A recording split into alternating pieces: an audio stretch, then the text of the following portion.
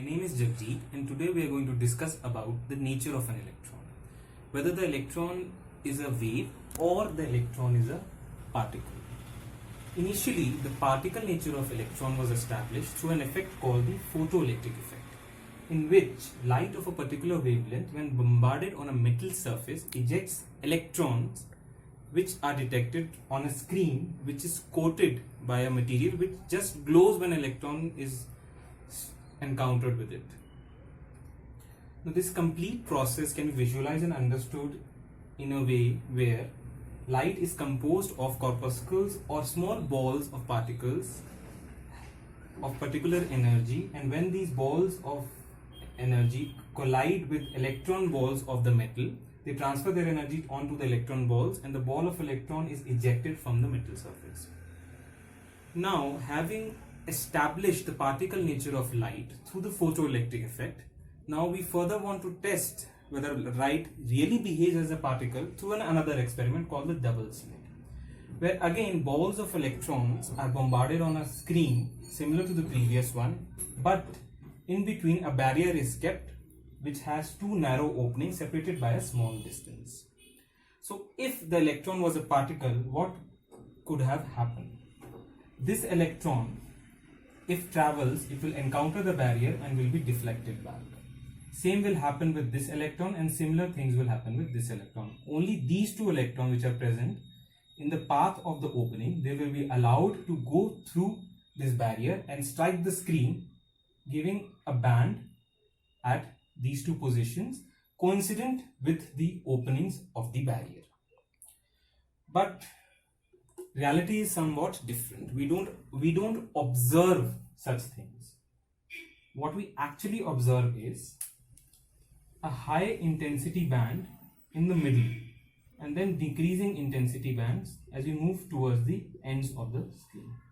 Carefully observe, the most intense band is in the middle where there is no opening, and in front of opening there is less intensity bands. Such a nature can be only justified if electrons behave as waves. Now, waves are similar to the waves which are generated in a pond of water, where if you drop a pebble here, disturbance is created which moves forward. On closer inspection, the waves would look somewhat like this.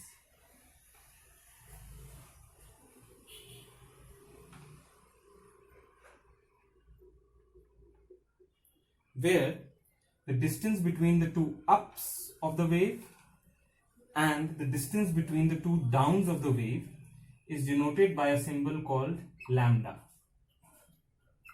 That is this. This is called the wavelength of the wave.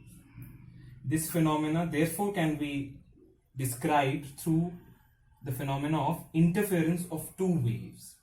Suppose black is one wave and the blue is another wave, where the ups of the wave of one black wave coincides with the ups of the blue wave, there will be a increase in intensity, and where the ups of one wave coincides with the downs of the other wave, there will be a decrease in intensity.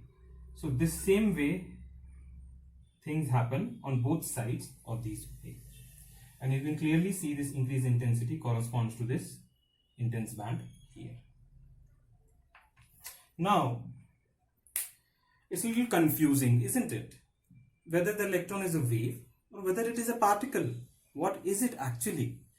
Now, this confusion was resolved in due course of time.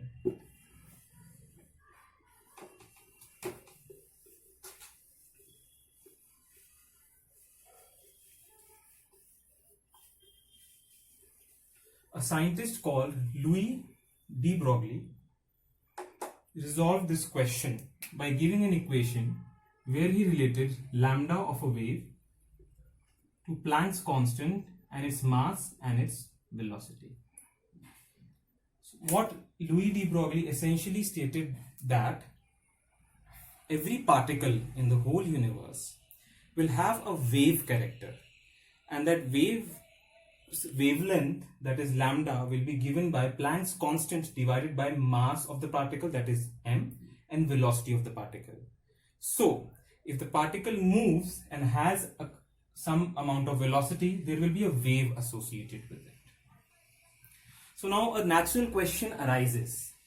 What about the waves of the balls children play with in the park? What about the waves of the cars which we see? What about the waves of the moon, the sun? Where are all those waves? Why we are only able to detect waves in case of electrons? The answer lies in this equation itself. If you can clearly see, lambda is inversely proportional to the mass of the particle. This essentially means as this mass increases, the lambda will decrease. That is what it essentially means. So, for something like a ball like this, suppose the weight of or the mass of the ball is around 0.1 kgs, and something like the electron whose mass has already been calculated is around 9.1 into 10 raised to power minus 31 kgs. You can clearly see the difference in mass. The electron mass is around 10 raised to power minus 31 and this is 0.1 kgs. Fine. So the wavelength of a ball will be very small as compared to the wavelength of an electron. So essentially what will happen is, if I were to draw the wave of an electron, it will be like this, right? And this denoting the wavelength. As I move towards heavier objects like the ball, for example, what will happen is this wavelength will decrease, and essentially what it means is this wave, which is right now like this wave will shrink in size and this distance will decrease. So what we'll essentially get is something like this, with this being the wavelength, and on further shrinking it, what we'll get is something like this.